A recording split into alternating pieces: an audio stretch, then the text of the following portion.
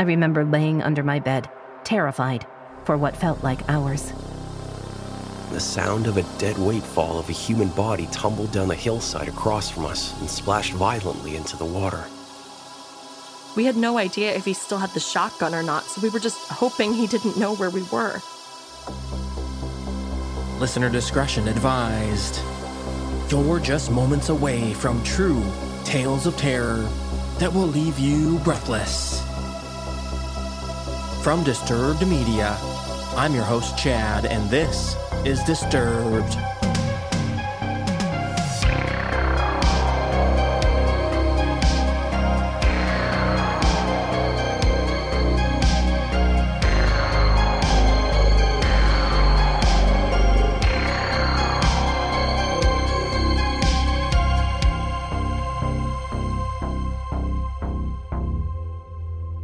Thanks to Canva Pro for supporting Disturbed.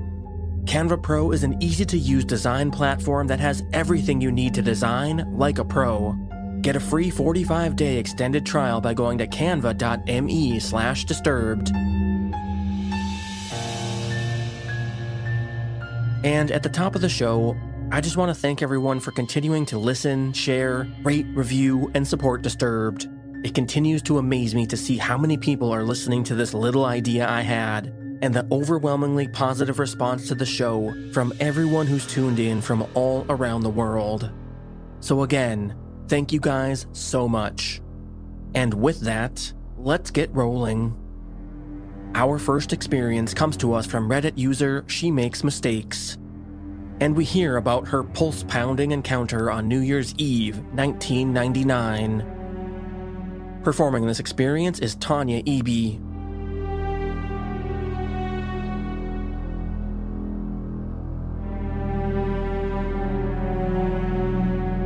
When I was 13, the dawning of a new millennium took place on New Year's Eve. While people were fearing the worst with the Y2K bug or out partying and drinking, I was home alone. In 1996, my parents had split up, and from there they divorced, and my mother and I moved across the country from Oregon to Tennessee with her best friend. On the eve of the year 2000, I was home alone, and my mother was currently out of state. Now, this didn't worry me, as this was not the first time. I often came home to find a note on the kitchen counter saying they had gone to Florida for a few days, and that there were groceries in the fridge. Since the divorce, she was regularly leaving me alone for long periods of time to go to Florida.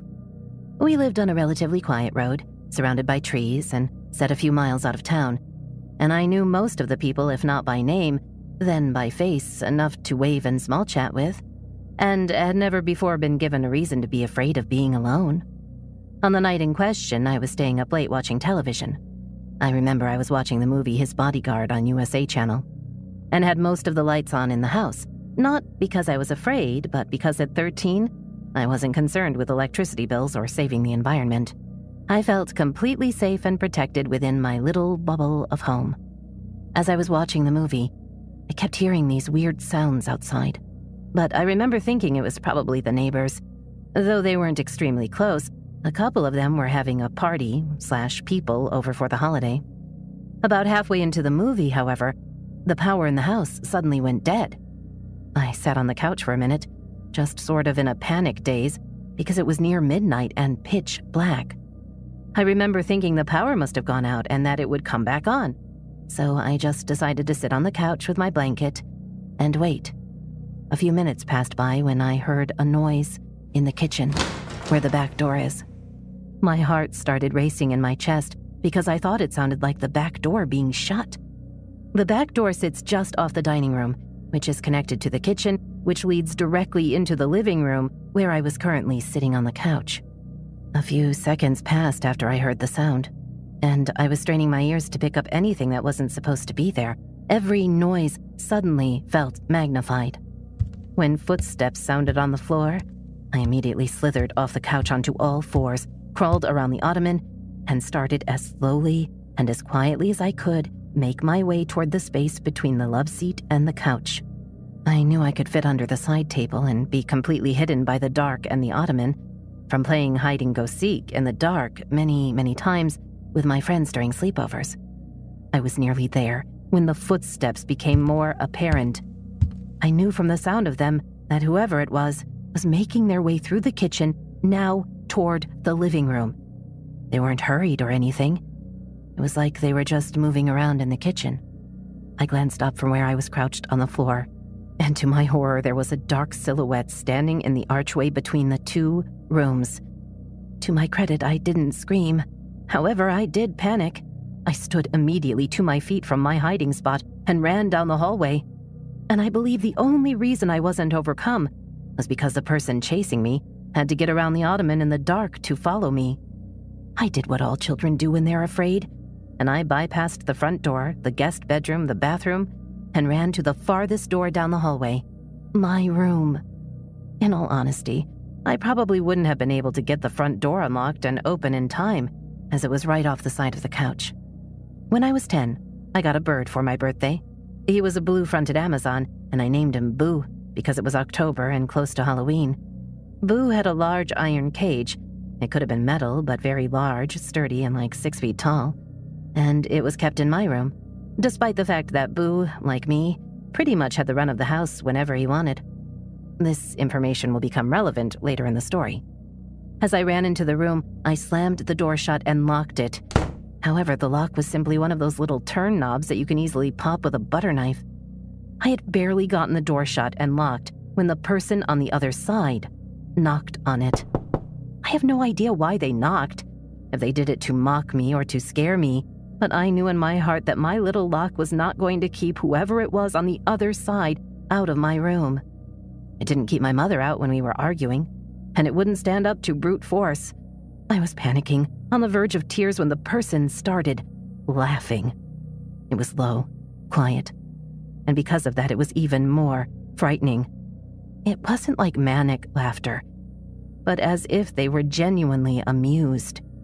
It was the laughter that really frightened me, and I started heavily, hysterically, crying, and looking around my room to figure out what I could do. That was when I realized Boo's cage could almost fit perfectly between the door and the wall of my closet. The cage moved quietly on my carpeted floor, but as I pushed it into space, it scraped against the door and alerted whoever it was on the other side that I was trying to barricade myself in. Because suddenly, they threw themselves at my door, and you could hear the sound of the wood splintering and the door handle being twisted violently. Boo, who had been stirred by the movement awake, began literally screaming and flapping his wings. I might have screamed with him, but honestly, I don't remember screaming. I just remember being extremely scared. Terrified, I crawled under my bed/couch, a bunk bed with a futon on the bottom, metal, and waited. Several minutes passed, and the person eventually stopped attacking my door. Boo continued screaming even after he had stopped. Though being under my bed gave me no feelings of being secure, I didn't come out from under it because I simply had nowhere else to go. I thought about trying to go out the window, but I was afraid he might expect it and therefore be waiting for me on the other side, and it was also several feet off the ground, as the house was built on a raised foundation. I remember laying under my bed, terrified, for what felt like hours. I must have fallen asleep because I awoke the next morning to daylight. The fear of what happened came back to me as soon as I registered where I was and why, and scared that whoever had been in my house might still be there. I decided to crawl out the window and run to a neighbor since it was daylight outside, and therefore I felt less afraid. Crawling out a window is a lot harder than it looks, and I did it less than gracefully, as I was not, and still am not, the most coordinated human being. Once I was back on my feet, however, I carefully made my way around the house, and that's when I noticed that the back door was wide open.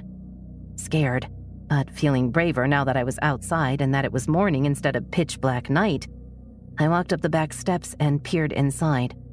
Seeing nothing out of the ordinary, no terrifying man leering at me, basically, I decided to go inside. Looking back, I cringe on how stupid this could have turned out, and that I wish I could have told my younger self to make the smarter move and just go get help. But thankfully, no one was inside the house.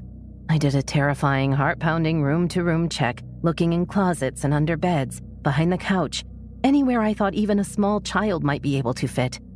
I even popped the lock on my mom's bedroom so I could check it, and then relocked it afterwards. When I was positive there was no one there, I went back to lock the back door. I had left it open in case I needed to escape, and noticed that the breaker box on the opposite wall was open. The main switch had been pulled. I flipped it back on, locked both locks on the back door, checked all the windows and front door, and then called my mom, where I once again broke down crying hysterically. She called a coworker who came and stayed the entire day with me as they drove back. My mom still took random trips to Florida after that, but I always went with her from then on forward. So, terrifying, laughing, crazy person that broke into my house on New Year's Eve, please let's never meet again. I sincerely hope no other young girl had to meet you either. I don't know if you were just some drunk visitor or a neighbor, but you terrorized me that night. I was afraid of being alone when my mom was working, and to this day, I still get scared when I am home alone. Overthink what I would do if someone came inside and where I would hide. When my cats make noise out of nowhere, I immediately investigate for fear it's someone trying to get in. P.S. My mom had to help lift me back into my bedroom window so I could move Boo's cage out of the corner between my bedroom door and closet. We never had another incident at the house, and we moved in town to an apartment a year later.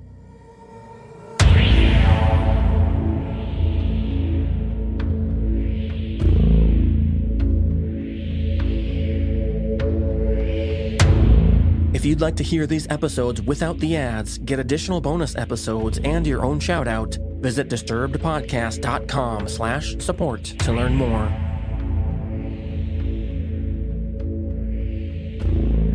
Next up, our title story coming to us from Reddit user The Lost Son. And we learn all about the Bell Witch. Performing this experience is Matt Bradford.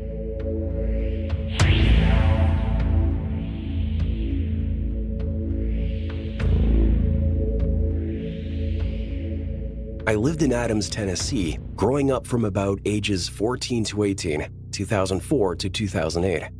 A couple of weeks after my family and I moved there, something unexpected happened. I was mowing on my dad's tractor with a big 8-foot wide back-end mower. I was going down a hill when my horizon line violently was thrown around as the tractor tires hit something. I disengaged the mower, pulled the tractor around at the base of the hill I had just gone down. My blood went cold as I looked through the swath I had just cut. A buzzer going down the middle of someone's head, making a lane in the grass. In that lane were 4 Native American burial graves. My parents started reaching out to anyone who might be able to help us identify the graves. Anthropologists, historians, accredited people, Those people unanimously agreed that these 4 graves were from the Trail of Tears. I corroborated this from what I remember because of how the graves were laid. Very, very shallow with a giant slab of stone where a gravestone would be. And the fact that they were interned on a hillside to keep the water from sinking in and raising the bodies since they had to bury them so quickly, and many other reasons. I consider myself a very logically driven and rationally minded person. Basically, I let my empirical senses try to explain something before I'll open myself up to other possibilities. And yet, there were things that happened to me and my whole family that we weren't able to rationalize with a scientific mindset or anything logical. Event 1. The activity in our house started shortly after the mowing incident. We heard heavy knocking and pounding on the brick outer wall of the house, encircling the house. No matter where you were in the house, you could hear the knocking. And some nights I would hear running footsteps accompanying the pounding. This activity happened nearly every night. As the nights passed, I started feeling a heavy presence in my room, a suffocating one, like a heavy weight sitting in my solar plexus constantly. Whatever was happening decided to latch onto me. Event 2. Things continued to escalate. One night I was letting my golden retriever out to pee. We had a ranch-style house overlooking the Red River. The door we were exiting was on the back side of the house facing the river. As I opened the door, I start hearing faint whispering, something akin to leaves being blown or scratching across the ground. I looked up at the trees to see if the wind was blowing, except everything was perfectly still. It was fall in Tennessee, so tons of leaves on the ground, but they were not moving either. The scratchy, blowing leaf noise continued, but as it continued, it grew closer and louder. It sounded like a language of some sort, like how you'd imagine an incantation or something nefarious in the tone of the sound. I looked down at my golden retriever. All of the hair on her back was standing up. She was snarling like a rabid wolf, yet not barking, just kind of a frozen in fear response. I started getting extremely nauseous and could smell sulfur. I was completely frozen when my dog launches herself through the door's threshold and starts gnashing her teeth midair, snarling and chomping. The voices were now coming from directly in front of me. I could hear them as if someone was standing there a foot or two away.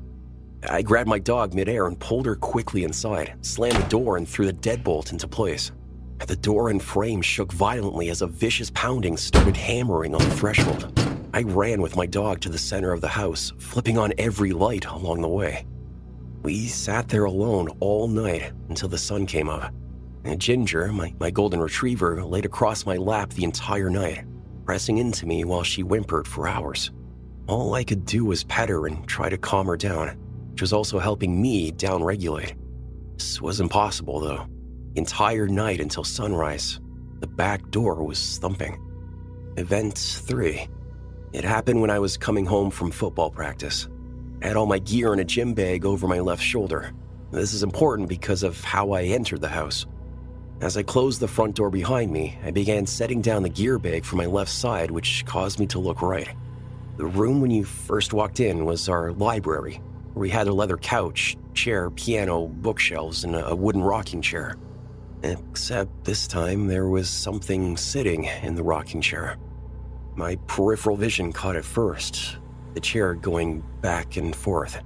As my vision centered on the chair, there was a humanoid-looking shape just sitting there, head glancing downward at the book it was holding, long black hair drawn down over its head, and completely void light.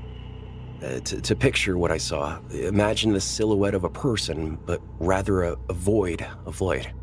The light coming in around the edges of it seemed to be eaten up by the presence, the void, as the light spilled over the contour edge of the humanoid shape. Like how black holes are visualized, almost exactly. It felt like I had jumped off a bridge into ice-cold water. I blasted myself backwards against the door, screaming, and fell down. As I was falling, I saw the void blur suddenly as it shot across the walls of the house and out through a huge bay window overlooking the river. My golden retriever was in the next room, and she sprinted to chase the shadow across the walls, barking and clawing at the walls. After it left through my window, my dog came to me and laid on my lap until my parents got home. Event 4. I was fishing with my cousin Jack on the river by our house. We were right on the bend of a river, so the moon would be shining on both sides of the river, racing out at two lines like a 90-degree angle from the house. Super beautiful if you weren't on edge. The reason I bring this up, there was a lot of light on the river that evening. Jack was about 10 or so at the time. He reaches up and taps me. "Does that lady need help?" I looked to where he was pointing, and there was a pale woman dressed in white clothes going back and forth, picking up stones just to the left of us across the river. I had seen her many times before around the property, and whenever I would get close, she would disappear behind a tree or something similar would happen. Knowing this, I told Jack as calmly as I could it was time for dinner, and he needed to go up to my mom immediately, in an attempt not to scare him. When I walked him up and made sure he was on his way, I looked back over and she was gone, but I could hear a splashing in the water below. Event 5. Myself, my dad, his friends, and some other family members were stalked out along the river bend on the gravel bar beneath the rise to our house. Nothing out of the ordinary at first. It was July 4th, and we were having a good time for a change. We were all spread about 15 yards from each other. Each man had a low-end gas Coleman lantern. As the sun was setting, my dad looks over at me like something was bugging him. He told me later he felt like someone had just thrown a bucket of ice water over him before it began. The sun had just gone down when this happened. In unison, all the lanterns were cranked up full blast, but just as quickly became barely aflame. Then the fires roared to life again, and down to barely a flame, roared to life, then they were completely out. But right as the flames went out, we heard the most godforsaken scream by some woman across the river. Whatever it was kept on screaming, despite our best attempts to call out to help. And as her scream reached a crescendo, it sounded like what I could only imagine a person's throat being cut that interrupted her scream. The sound of a dead weight fall of a human body tumbled down the hillside across from us and splashed violently into the water. At this point, all the guys had their flashlights out. That's when something started swimming and splashing around in the water on both sides of the riverbed. The splashing receded towards the opposite gravel bar, and whatever it was got out and started pacing back and forth across the rocks there. We were all pointing our flashlights to where the sound was coming from, but we couldn't identify where it was originating from. It's safe to say we were running up the hill at this point. We all got inside the house, locked the doors, then gathered in the central living room. Nobody wanted to leave for fear of what was outside. We all stayed up that night because the wall pounding was more violent than it ever had been. Bam, bam, bam, all night like the ticking of some demonic clock. I didn't sleep for 2 days after this event. Event 6. Lost time. I was walking through the woods near the Bell Witch Cave. One moment it was completely sunny and blue skies about mid-afternoon. The next it was overcast and looked maybe about 4 p.m. Event 7. Night terrors. Torture dreams. Being held down and brutally drawn and quartered. Dreams of walking through the house and the void person placing their hand on my chest and pushing through my solar plexus. Body violently shaking in the dream like having a seizure. Event 8. Visited the Bell House plantation marker in a tobacco field adjacent to my family's property. Brought friends to try and prove that something crazy was happening to my family. The rite of passage in the area is to go to the stone marker where the paranormal events happened hundreds of years ago. Then dance on the stone saying, "I don't believe in the Bell Witch." I got them to promise that they wouldn't do that while we went. Of course, the moment we get there, one guy who doubted the legends in a massive way jumps up on the stone marker and starts screaming, "I don't believe in the Bell Witch," as loud as he could. I get so upset at him. I'm the only one who knows the way back, so I said, "Come on, guys, we're leaving." In this area, it's known as the Tennessee River Valley, so there's tons of flowing water, etc. around these tobacco fields. Now, the reason this is important is because of what happened next. We're making good time walking back across the crop fields, hundreds of yards long. A mist starts rolling in from the river bend and begins to saturate the field. The temperature drops easily 25 degrees or so, and we start seeing our breath. I begin to smell sulfur in the breeze, and as the mist became a fog, it began. I started hearing this wheezy and deeply cavernous sounding breath around us, like being inside a cave that was breathing. Out of nowhere, we started hearing these giant blasting sounds, and I realized that something was walking on the chopped tobacco stalks. Side note, when they harvest tobacco, they use a machete and cut down at a 45-degree angle, leaving about 3.5 feet of brittle stalk poking out of the ground. And when you step on said stalks, they disintegrate in a very loud way as they burst apart. This starts happening all around us, like an army of native spirits running around as if we were in a bandwagon battle. Blasts were coming from every single direction in the fog. That's when I hear it. That deep, cavernous noise turns into this giant sniffing sound, like some Lovecraftian beast smelling its prey just out of eyesight. At this point, I yell, "Run!" in a pure panic mode. We take off across the field, trying not to trip and be skewered on the stalks. They dry out and get really sharp where they harvest them. Also, Robertson County is the world's largest producer of tobacco per square mile, so these fields are everywhere. Fun fact. As we're exiting the field and our feet hit the gravel road, the lower center of my back suddenly explodes in agony. I look down and there's this massive rock laying at my feet, and I realize that I'd just been assaulted. By the time I got to my house and examined my back in a mirror, the bruise was about the size of a basketball and was already turning black. Event 8. Woke up outside about 3 in the morning. I was laying next to the 4 graves on the property. The night was awfully cold, but I woke up soaked in sweat.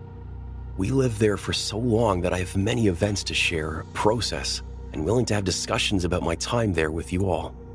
It is really hard for me to talk about this stuff without re-traumatizing myself.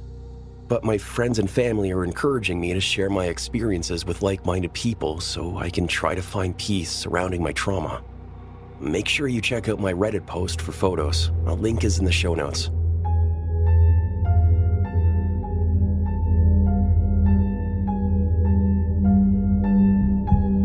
When Disturbed first launched, I really had no idea how to go about creating eye-catching graphics for each episode, and I really needed something that would be easy for someone who is not a designer by any means. Then I found Canva Pro, a super easy-to-use design platform that has everything you need to design like a pro, and you'll have access to a collection of over 75 million premium photos, videos, audios, and graphics.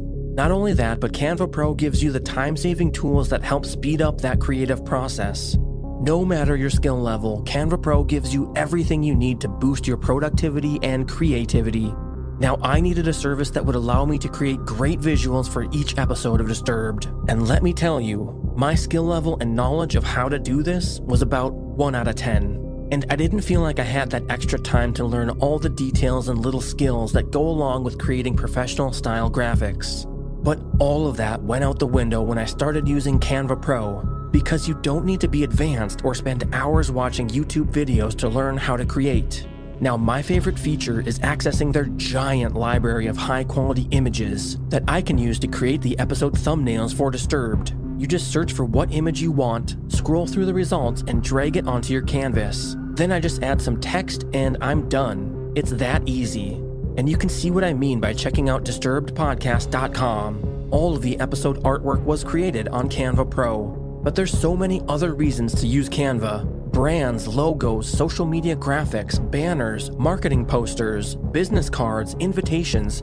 It goes on and on and on. So the best thing you can do is go see for yourself exactly what Canva Pro can do for you. And right now, listeners of Disturbed have access to this special offer.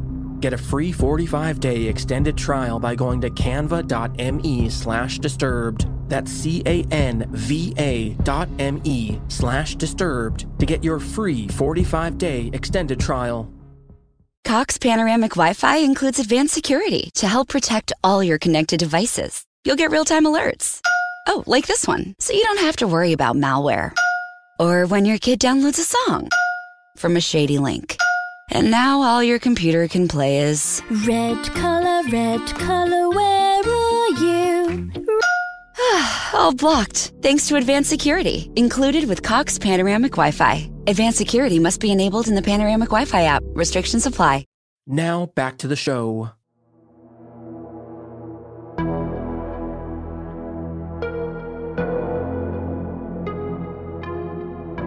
And finally, we hear from Reddit user Sailor F, and we hear why her junior year was one she will never forget. Performing this experience is Addison Peacock.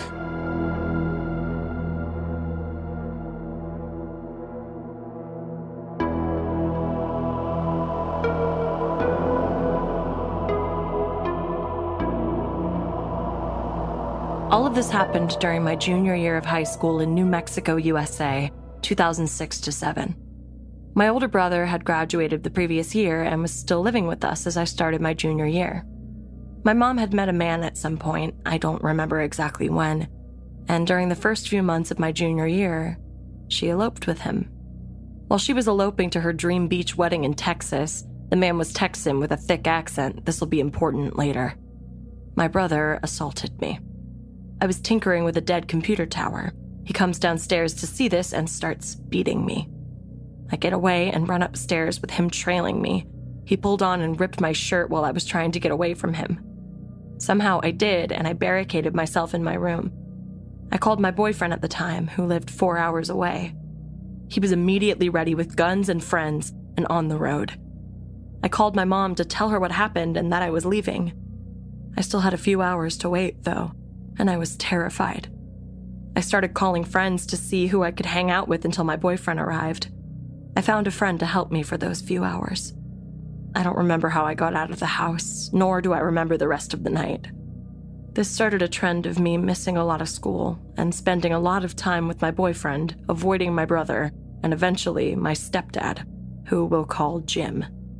A lot of the time between the assault from my brother and the next big event is really blurry. I don't remember a lot, and come to find out from my therapist later in life, this is because I apparently dissociate. and didn't even know it. It's an additional defense mechanism to fight, flight, freeze. My brain is good at blocking out trauma. I don't remember much before the age of 13, and I've come to terms with not knowing why. Anyway, I digress. I do recall one piece of information, though. My mom spent weeks tracking down a shotgun that Jim sold out of desperation. It was a family heirloom or something. She tracked it down, bought it at a pawn shop, and gave it to him for Christmas of 2006. He cried when he opened it. He also ended up putting it up against my mom's head, but I'm getting ahead of myself. Bad joke. Gotta lighten this somehow. Sometime in the spring semester, I was at my boyfriend's house 4 hours away when I get a call from my mom. She says that she knows I'm heading home soon, but to not come home because she's staying at a hotel. She explains that Jim assaulted her in front of his family, threw his phone at her head, needed stitches, and held the shotgun to her head. He was arrested at the house, but his parents, who witnessed the whole thing, bailed him out, so my mom went into hiding.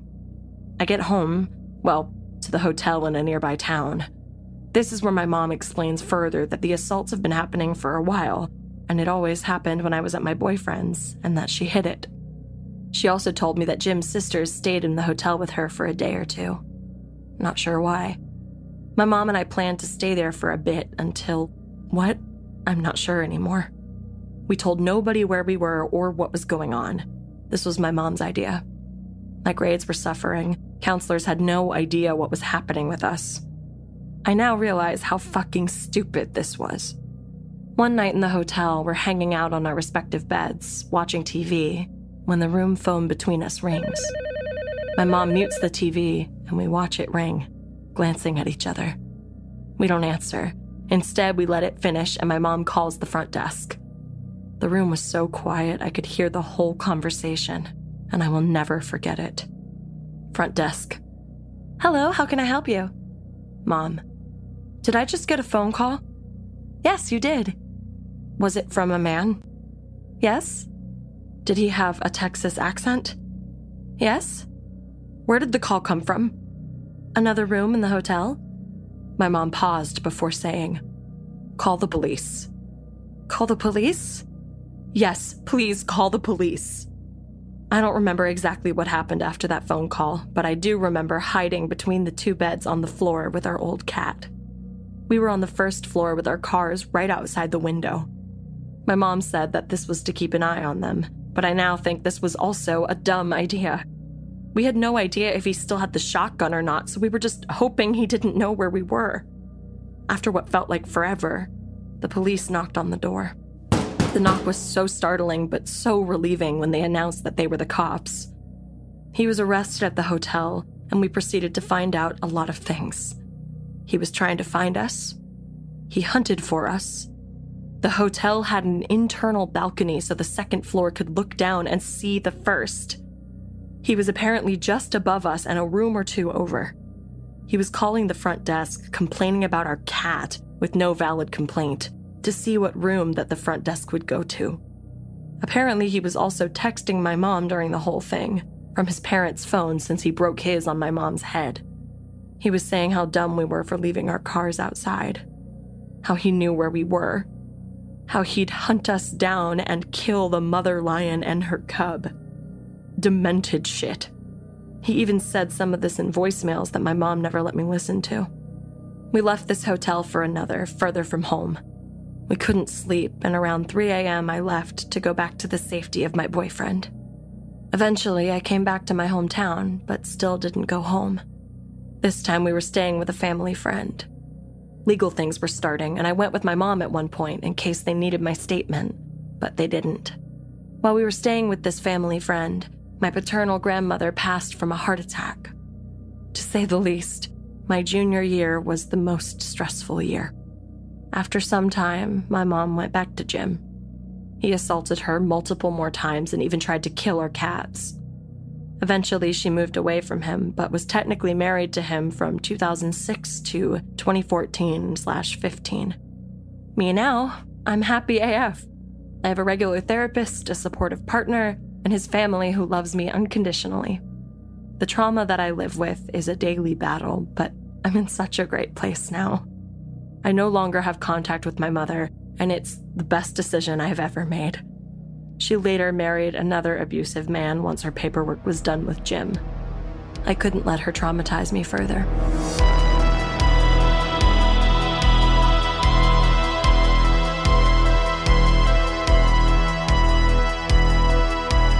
One of my favorite new obsessions is called The Secret Room with Ben Ham, and Ben takes you on a journey with unique people who finally bear all and tell their most intimate secrets. What's the one thing you've never told anyone? People just like you tell all in a podcast called The Secret Room. If you're a true story fan and you cannot get enough of people's most intimate dreams, desires, and shame, you will love The Secret Room. Like Mila's deathbed confession that her daughter's absent father is a movie star. I wish I could tell someone who the father is while I'm still on Earth. Or Jen's secret love affair with a man on death row. It's turned my world upside down, and something he just did has devastated me. Or the way that Joey falls in love with inanimate objects. I know people who were in relationships with construction equipment. People all around you carry the most amazing secrets.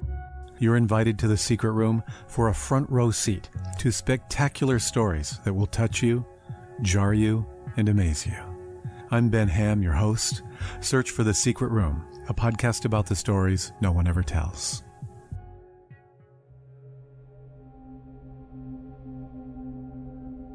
Thanks to everyone for continuing to send in your stories via email at mystory@disturbedpodcast.com, over the hotline at 701-354-3667, or by using our online submission form at disturbedpodcast.com/submit. And remember, no story is too big or too small, so keep them coming.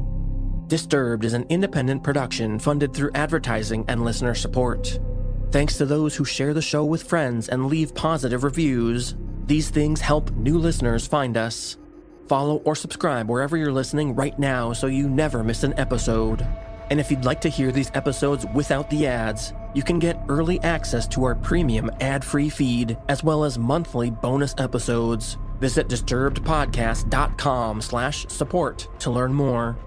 And a shout out to all of our newest supporters: Michelle Edwards, Sierra Garrison, Erica Bullock, Mary Lee Hosherell, Cody Robinson, Stephanie Calderon, Monique Anderson, and Amy Saylor. Thanks so much for supporting the show. Music by Carl Casey at White Bat Audio and Co.ag. Thanks for listening. We'll be back next Thursday with a brand new episode. And stay safe out there, y'all.